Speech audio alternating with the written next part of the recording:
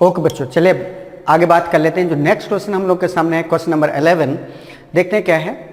The given bar graph presents the number of different types of vehicles in lakhs exported by company during 2014 and 2015। ये बताया गया है कि 2014 और 2015 जो दो अलग अलग साल हैं, इसमें नंबर ऑफ व्हीकल्स जो एक्सपोर्ट किए गए उनकी जानकारी दी गई है इसमें। और ये जो क्वेश्चन है वो नीचे लिखा हुआ है। क्वेश्चन में क्या दिया गया है? क्वेश्चन में बोला गया है what is the ratio of the total number of type A and C vehicles exported in 2014 to the total number of type B and E vehicles exported in 2015। Question समझ में आया? क्वेश्चन क्या कह रहा है कि 2014 में ए प्रकार तथा सी प्रकार के वाहनों के निर्यात की कुल संख्या, ध्यान दो 2014 में किसकी बात कर रहा है? ए और सी के। फिर कह रहा है तथा 2015 में बी प्रकार तथा ई प्रकार के वाहनों के निर्यात की कुल संख्या का अनुपात क्या है।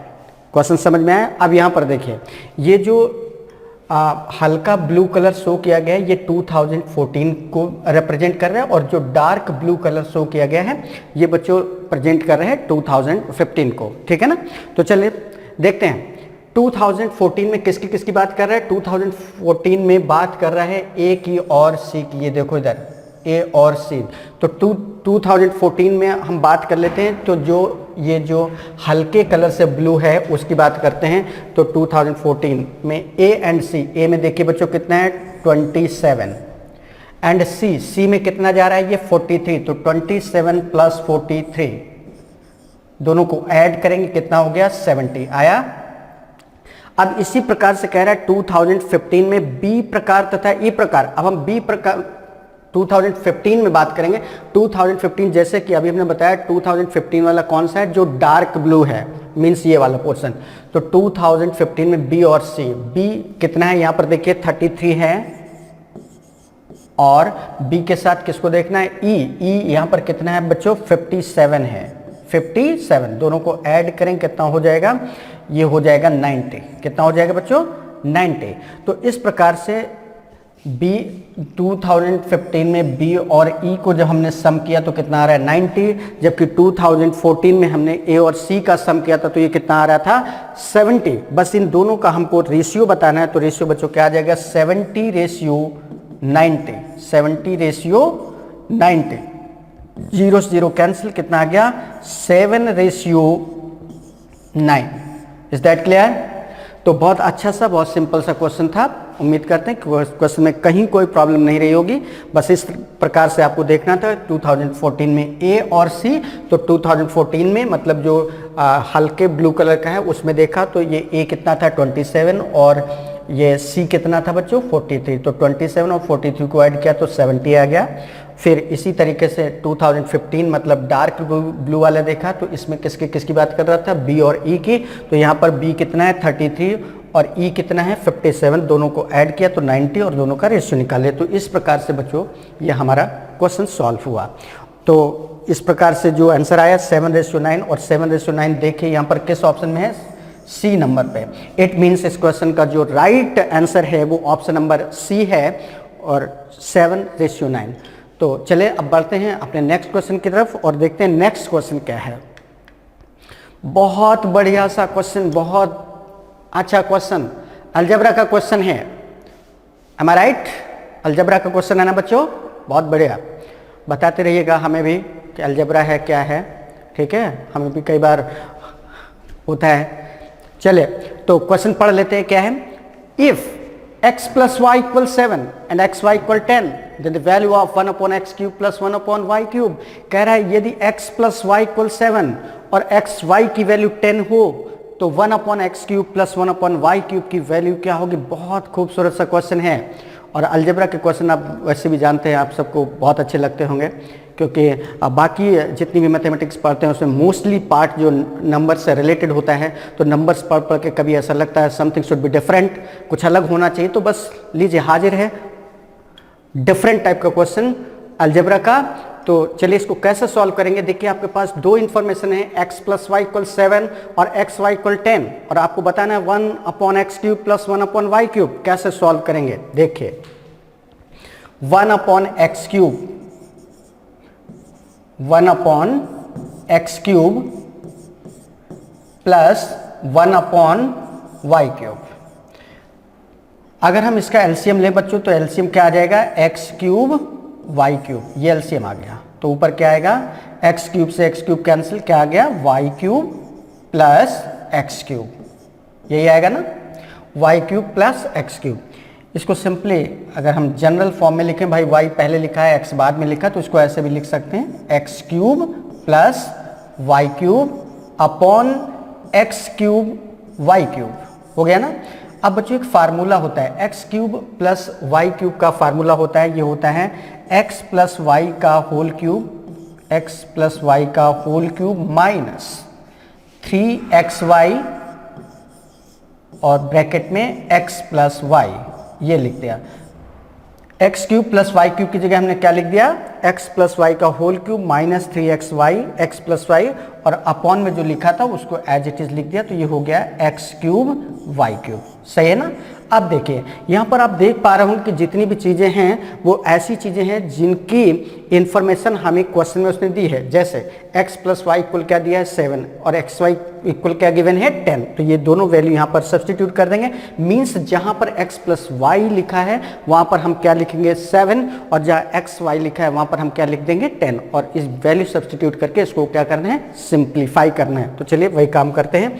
तो x प्लस वाई इक्वल क्या है बच्चों 7, तो ये हो गया 7 का क्यूब हुआ, माइनस 3xy, xy की वैल्यू क्या है 10, तो 3 into 10 into x plus y की वैल्यू क्या है 7, ये हो गया, upon x cube y cube. Simply ये क्या लिखा है, एक्स वाई का क्यूब ही तो लिखा है, और एक्स वाई की वैल्यू क्या है 10, 10 का क्यूब क्या हो जाएगा बच्चों 10 का क्यूब। तो ये हो जाएगा 7 का क्यूब कितना होता है बच्चों, 7 का क्यूब करेंगे तो ये हो जाएगा आपका 343। 7 का क्यूब बच्चों क्या होगा 343, माइनस 3 10 30, 30 इंटू 7 210, अपॉन 10 का क्यूब बच्चों क्या होता है 1000, सही है ना।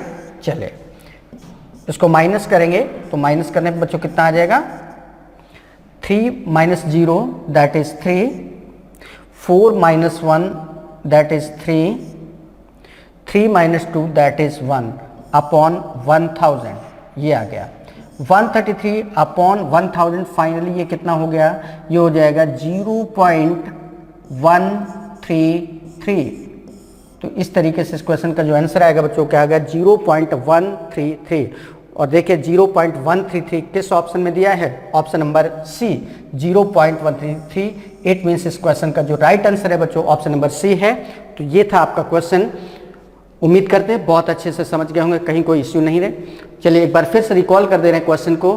क्वेश्चन में हमसे पूछा गया था 1 upon x cube plus 1 upon y cube, तो इस तरीके से यह लिखा 1 upon x cube plus 1 upon y cube. LCM लिया बच्चों, तो एलसीएम क्या आ गया एक्स क्यूब वाई क्यूब, और एलसीएम लेने के बाद जब सॉल्व किया तो फाइनली क्या आ गया x cube plus y cube upon x cube y cube. अब इसके बाद हम बस फार्मूले का यूज किया है, x cube plus y cube का जो फार्मूला होता है ये होता है एक्स प्लस वाई का whole cube minus 3xy bracket में एक्स प्लस वाई, और अपॉन में जैसे लिखा था एक्स क्यूब वाई क्यूब वो एज इट इज लिख दिया। और इसके बाद एक्स प्लस वाई की वैल्यू हमको क्वेश्चन में गिवन थी 7, एक्स वाई की वैल्यू थी 10, वो सारी वैल्यू यहाँ पर सब्सटीट्यूट करी और इसके बाद सॉल्व कर लिया। सॉल्व करने के बाद जो आंसर हमारा आया वो 0.133, that is option number C. Got it everyone? तो बहुत अच्छे से समझ गए। चलिए अब बढ़ते हैं अपने नेक्स्ट क्वेश्चन की तरफ, देखते हैं नेक्स्ट क्वेश्चन क्या है। बहुत बढ़िया सा क्वेश्चन, फिर से question number 13। A man spends 72% of his income if his income increases by 28% and his expenditure increases by 25%, then what is the percentage increase or decrease in his saving? Correct to 1 decimal place. एक आदमी अपनी आय का 72% खर्च करता है। यदि उसकी आय 28% बढ़ जाती है तथा खर्च 25% बढ़ जाता है तो उसकी बचत में प्रतिशत वृद्धि या कमी क्या होगी? बहुत अच्छा सा क्वेश्चन है, चलिए सॉल्व करते हैं। देखिए एक काम करते हैं, किसी पर्सन की इनकम जो है वो हम लोग लेट कर लेते हैं, इनकम क्या है बच्चों 100 रुपये। इनकम क्या है बच्चों 100 रुपये। इनकम है 100 रुपये, अब ये 72% खर्च कर देता है। तो इनकम है 100, तो 72% इसका कितना हुआ 72 हुआ।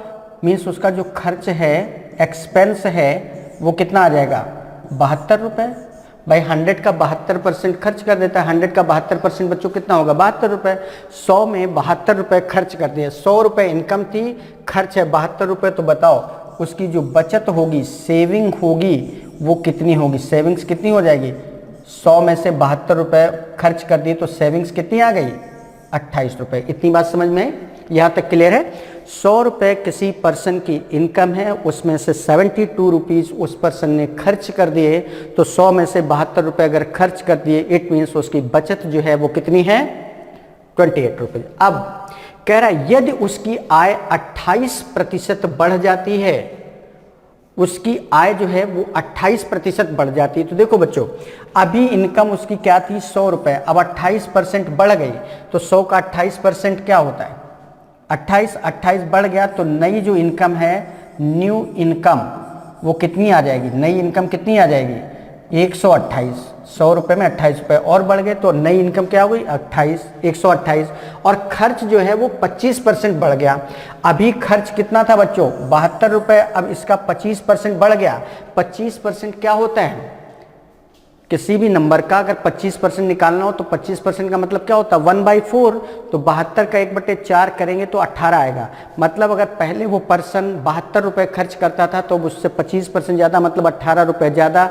मतलब जो नया खर्च है वो कितना होगा, नया जो खर्च है, न्यू एक्सपेंस, वो कितना हो जाएगा 72 रुपये में 18 रुपये और जुड़ जाएंगे, मतलब 90 रुपये। 72 में से 18 रुपये ऐड करेंगे तो नया खर्च कितना आ गया 90 रुपये। बच्चों नई इनकम है, अब की इनकम है 128 रुपये और अब का खर्च है 90 रुपये। 128 रुपये में 90 रुपये खर्च कर दिए, तो अब की जो बचत है, मीन्स न्यू सेविंग, अब की जो बचत है वो कितनी आएगी, न्यू सेविंग्स कितनी आ गई। 128 में 90 रुपये खर्च कर दिए तो कितना आ गया 38 रुपीज़। पहले ये पर्सन बचा पा रहा था कितना 28 रुपीज़, अब ये पर्सन बचा पा रहा है कितना 38। पहले कोई पर्सन बचा रहा था बच्चों 28 रुपये, अब यही पर्सन बचा पा रहा है 38 रुपीज़। तो पहले से डेफिनेटली उसकी जो सेविंग्स है बढ़ी है कितना 10 रुपये की बढ़ोतरी हुई उसकी सेविंग में, कितने पर 28 पर, क्योंकि पहले तो उसकी सेविंग 28 थी, तो 28 से कितना बढ़ा, तो 28 को बेस लेकर सॉल्व करेंगे तो अपॉन में 28, इसको बस परसेंटेज में चेंज करना, तो इंटू 100 कर दिया। 4 से डिवाइड करेंगे तो कितना आ जाएगा 25, और 4 से डिवाइड करेंगे तो बच्चों कितना आ जाएगा 7। 25 इंटू 10 मतलब 250/7। इसको डिवाइड करेंगे तो कितना आ जाएगा, ये आ जाएगा 7 त्रिका 21, बचेगा 4, 40 हो जाएगा, तो 7 पंचे 35.5 बचा, 7 सत्ते 49, 7% है ना, इतने परसेंट। मीन्स उसकी जो बचत है वो 35.7% क्या होगी बच्चों बढ़ जाएगी। और 35.7% देखो किस ऑप्शन में दिया है, ऑप्शन नंबर सी। तो ये आपका इस क्वेश्चन का आंसर होगा 35.7%। बहुत बढ़िया सा क्वेश्चन था, बहुत प्यारा सा क्वेश्चन था बच्चों। देखिए क्या था, हमने केवल इतना किया है, हमने लेट कर लिया कि उसकी जो इनकम थी, प्रारंभिक जो आय थी वो 100 रुपये थी। अब उसका 72% वो खर्च कर रहा था, तो 100 का 72% 72 रुपये होता है, तो 100 में से 72 रुपये उसका खर्च हो गया, तो बचत कितनी हुई 100 में से 72 अगर कोई खर्च कर देता तो जाहिर सी बात है उसकी बचत 28 रुपये होगी। फिर कह रहा है उसकी इनकम अगर 28% बढ़ जाए तो नई इनकम क्या होगी, पहले उसकी इनकम थी 100, अब उससे 28% ज़्यादा हो गई, तो 100 का 28% 28 ज़्यादा हो गई, मतलब नई इनकम आ गई 128। और खर्च कह रहा था 25% बढ़ जाए, तो पहले खर्च था 72 रुपये, अब इसका 25%, 25% का मतलब क्या होता है 1/4, तो 72 का 1/4 18 बढ़ गया, तो 72 में 18 बढ़ा दिया तो 90, मतलब अब का खर्च कितना आ गया 90। अब की इनकम है 128, आपका खर्च है 90, 128 में 90 अगर खर्च किया तो अब की उसकी बचत कितनी आ गई 38।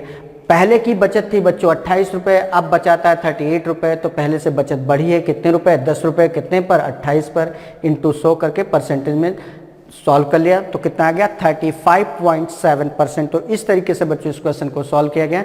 उम्मीद करते हैं बहुत बहुत बिंदास तरीके से क्वेश्चन समझ में आया होगा। और चलिए इजाजत दीजिए, बढ़ते हैं अपने नेक्स्ट क्वेश्चन की तरफ, देखते हैं नेक्स्ट क्वेश्चन क्या है। वाओ, सिंप्लीफिकेशन का क्वेश्चन आ चुका है।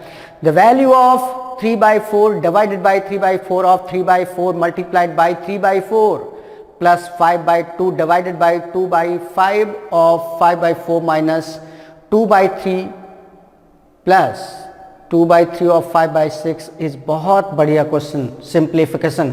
और ये जो क्वेश्चन सॉल्व होगा आप देखते ही समझ गए होंगे कि इसमें विभिन्न प्रकार के साइन इन्वॉल्व हैं। देखिए डिवीजन भी आ रहा है, ऑफ भी आ रहा है, प्लस माइनस और ब्रैकेट सभी चीज़ें आ रही हैं। मोस्टली जितने भी मैथमेटिकल ऑपरेशंस होते हैं जनरली वो सारे के सारे आ रहे हैं। और जब दो या दो से ज़्यादा मैथमेटिकल ऑपरेशंस होते हैं तो हम लोग किसका यूज करते हैं, बॉडमास रूल का।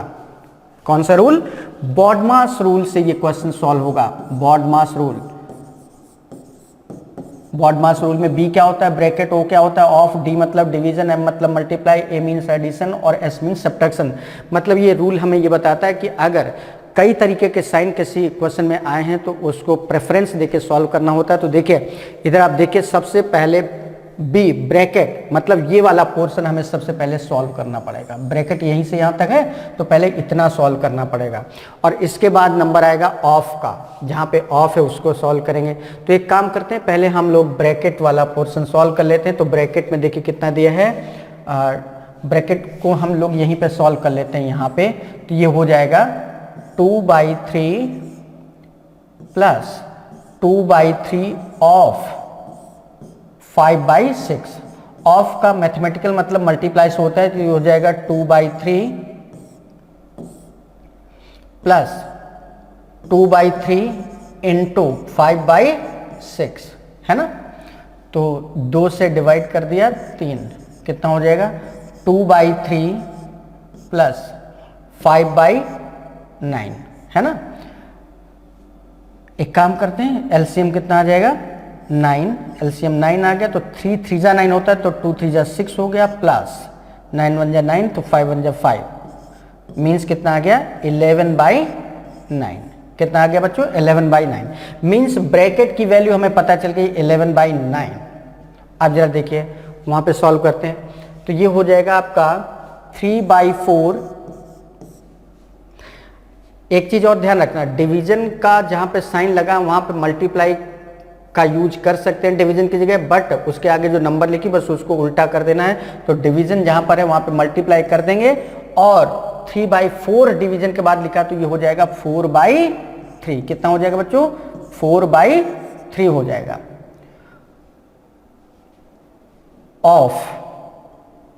ऑफ का मतलब मैथमेटिकल कितना होता है 3/4, तो इनटू क्या हो जाएगा 3/4, 3/4 हो गया। और इस तरीके से इसको सॉल्व कर लेंगे। तो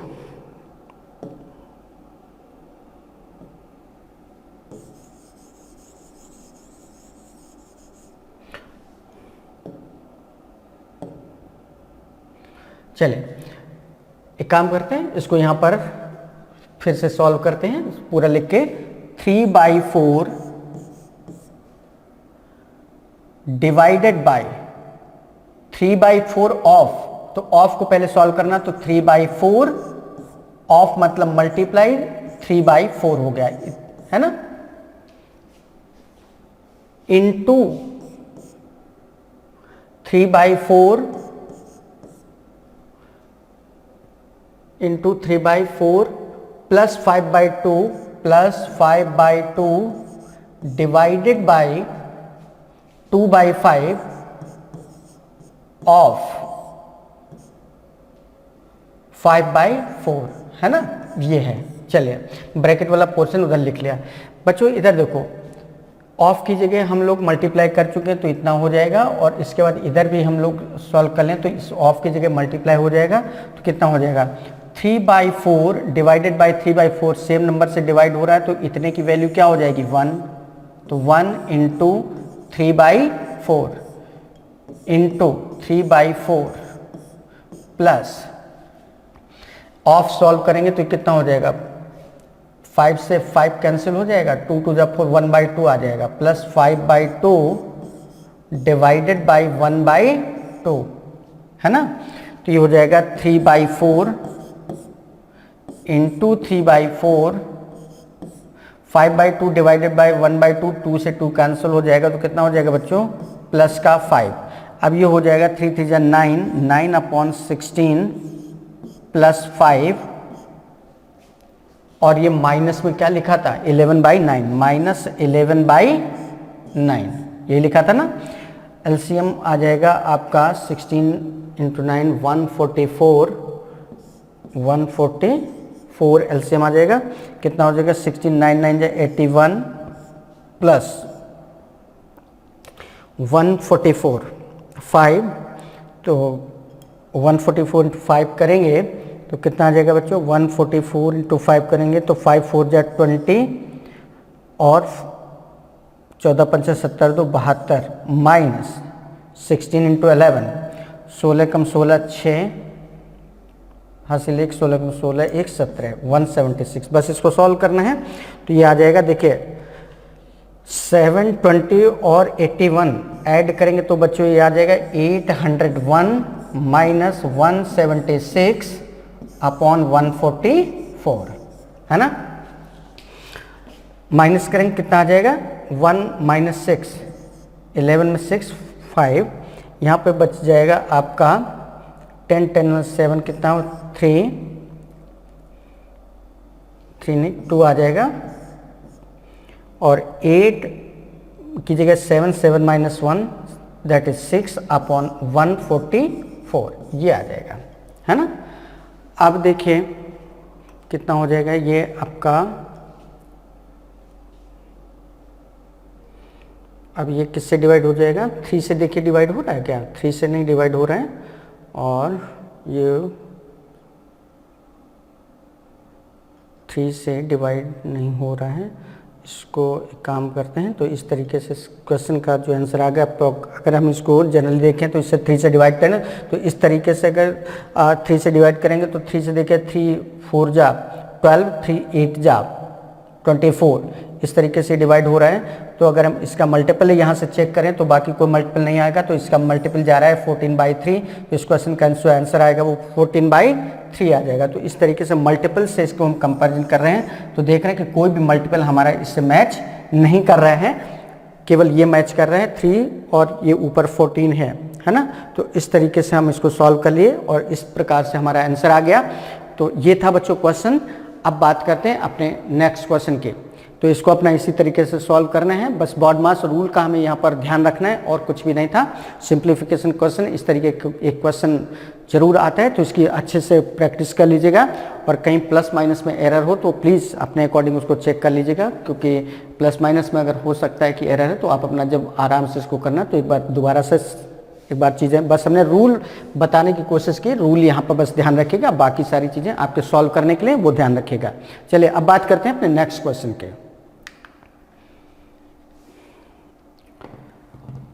और ये जो क्वेश्चन है बच्चों, ये बहुत बहुत समझने वाला क्वेश्चन है, बहुत अच्छी क्वालिटी का क्वेश्चन है। क्या है, if the 9 digit number 43x1145y2 is divisible by 88, then the value of 3x minus 2y for the smallest value of y is। तो देखिए क्या है, 43 जो नंबर है यहाँ लिख लेते हैं, 43x 1145y2 कह रहा है ये जो नंबर है पूरी वो किससे डिविजिबल है, 88 से।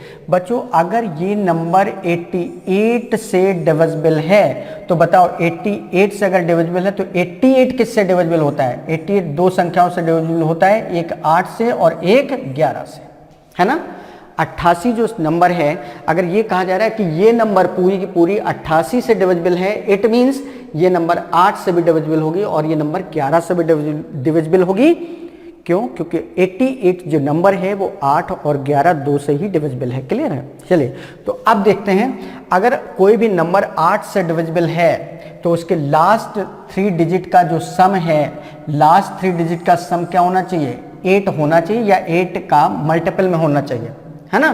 तो देखिए 5y2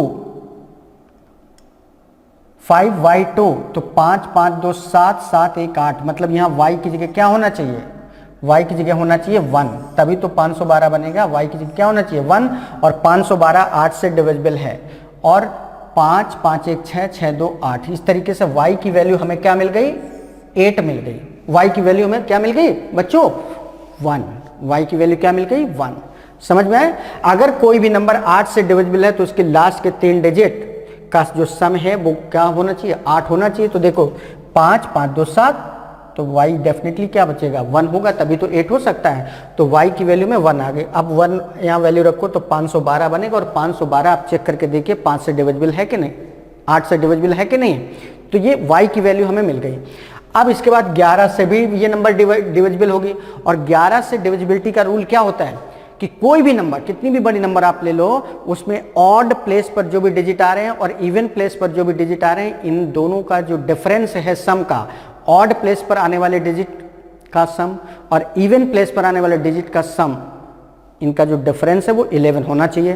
तो चलिए यहां पर देखिए, अगर हम पहले ऑड प्लेस की बात करें तो 4 आ रहा है, फिर क्या आ रहा है, x आ रहा है, फिर क्या आ रहा है, देखो एक एक छोड़ के लेना, 4 4 के बाद ये तो इवन प्लेस पे x आ गया, फिर 1 आ गया, +1 हो गया, फिर ये 5 हो गया, फिर क्या हो गया, ये 2 हो गया, है ना, ये हो गया। अब इवन प्लेस पर देखो क्या आ रहा है, इवन प्लेस पर बच्चों क्या आ रहा है, 3 आ रहा है, ये आ रहा है, फिर ये आ रहा है +1, फिर क्या आ रहा है, 4 आ रहा है, फिर क्या आ रहा है, y आ रहा है ना। इन दोनों का जो डिफरेंस है वो क्या होना चाहिए, 11 होना चाहिए। और y की वैल्यू हमें पता चली चुकी है, y की वैल्यू क्या है, 1, तो ये वैल्यू यहाँ पे रख देंगे तो कितना हो जाएगा, 4 4 1 5 5 5 10 10 2 12 12 प्लस x हो गया, 12 प्लस x, और इधर क्या हो जाएगा, 3 3 1 4 3 1 4 4 8 8, और y की वैल्यू 1 8 1 9, तो माइनस का क्या हो जाएगा बच्चों, 9 इक्वल 11। तो 12 minus 9 3 3 plus x, 3 plus x की वैल्यू क्या है, 11 है। तो x की वैल्यू क्या आ जाएगी, 11 माइनस 3 दैट इज 8। तो बच्चों x की वैल्यू 8 पता चल गई, और y की वैल्यू क्या आ रही है, 1। x और y दोनों की वैल्यू पता चल गई, और x y की वैल्यू पता चल गई। तो हमसे पूछा है 3x minus 2y, then 3x minus 2y क्या हो जाएगा, 3x माइनस 2y, तो 3x की वैल्यू 8 है, तो 3 इंटू 8 माइनस 2, y की वैल्यू क्या है 1, 2 इंटू 1, 3 अट्ठे 24 माइनस 2, 24 माइनस 2 मतलब कितना हो गया, 22। तो इस क्वेश्चन का जो आंसर आएगा वो कितना आ जाएगा, 22, और 22 किस ऑप्शन में है, ऑप्शन नंबर 1 में। ठीक है, तो इस तरीके से देखो, बहुत बेहतरीन तरीका आपको बता दिया इस क्वेश्चन को सॉल्व करने के लिए, कहीं कोई प्रॉब्लम नहीं। एक बार फिर से समझ लीजिए क्या है, नंबर है 43x1145y2, कह रहा है ये नंबर पूरी 88 से डिविजिबल है। अगर ये नंबर 88 से डिविजिबल है तो 88 का तो देखो टेबल आता नहीं हम लोगों को, तो इसको छोटे छोटे फैक्टर्स में ब्रेक करो। 88 से अगर कोई नंबर डिविजिबल है तो ये 8 से भी डिविजिबल होगी और 11 से भी डिविजिबल होगी। क्यों, क्योंकि 88 अपने आप में 8 और 11 इन्हीं दो नंबर से डिविजिबल है। तो हम ये कह सकते हैं कि ये पूरी की पूरी नंबर 8 से भी विभाजित होगी और 11 से भी विभाजित होगी। और 8 से विभाजित होने का मतलब हम लोग क्या लेते हैं कि किसी भी नंबर के लास्ट 3 डिजिट का सम अगर 8 आता है तो वो 8 से विभाजित होगी। तो लास्ट 3 डिजिट लिए 5y2 है, 5y2, तो 5 2 7 तो ऐसे ही हो गया, तो y की जगह 1 ही आ सकता है, 1 ही आएगा, तो y की वैल्यू तुरंत पता चल गई कि 1 होगा, है ना। फिर 11 से भी इस नंबर को हमें विभाजित करना है, तो 11 से विभाजित के लिए ऑड प्लेस पर जितने भी डिजिट आ रहे हैं उनका सम और इवन प्लेस पर जितने डिजिट आ रहे हैं उनका सम का जो डिफरेंस है वो 11 के इक्वल कर दो। तो ऑड प्लेस मतलब विषम स्थान, जैसे पहला फिर तीसरा फिर पांचवा, ऐसे तो इस तरीके से किया, तो फिर 4 आया, फिर x आया, फिर ये 1 आया, फिर 5 आ गया और फिर 2 आ गया। तो ये ऑड प्लेस पर जितने डिजिट आ रहे हैं उनका सम हो गया। फिर इवन प्लेस पर जो डिजिट आ रहे हैं उनका सम ये हो गया, और y की वैल्यू हमें पता है 1, तो इस तरीके से यहाँ वैल्यू रख के सॉल्व कर लिया, तो इधर गया हो जाएगा 12 प्लस एक्स और इधर हो जाएगा 3, 3 1 4 4 8 और y की वैल्यू 1 तो 8 1 9, तो ये -9 इक्वल क्या कर देंगे 11, तो इससे x की वैल्यू क्या आ गई 8 और x की वैल्यू पता चल गई 8 आ रही, y की वैल्यू पता चल गई 1 आ रही है, तो हमसे पूछा क्या गया था 3x - 2y, तो बस वैल्यू रखी 3 × 8 24, 2 × 1 2 × 1 तो 24 - 2, इस तरीके से इस क्वेश्चन का आंसर क्या आ गया बच्चों 22। तो देखा आपने कितना बढ़िया कितना शानदार तरीके से हम लोग यहाँ पर क्वेश्चंस को सॉल्व करते हैं। और जैसे कि इतने क्वेश्चंस के बाद आपने देखा होगा कि जब यही CHSL का पेपर हमारे सामने होता है, जब हम रियल में एग्ज़ाम को फेस कर रहे होते हैं, तो हमें यही सारी चीज़ें क्या होती हैं गड़बड़ कर देती हैं, लेकिन जब यहाँ पर समझ के कर रहे हैं तो ऐसा लग रहा है कुछ भी नहीं, मैथ्स तो बहुत आसान है। यकीन मानिए मैथ्स बहुत आसान है, बस चीज़ों को सीखते रहिए, प्रैक्टिस करते रहिए और धीरे धीरे अपने आप को कंटिन्यू उस पाथ पर ले जाइए जो पाथ सक्सेस का है। ठीक है ना, तो चलिए अब बात करते हैं अपने नेक्स्ट क्वेश्चन की।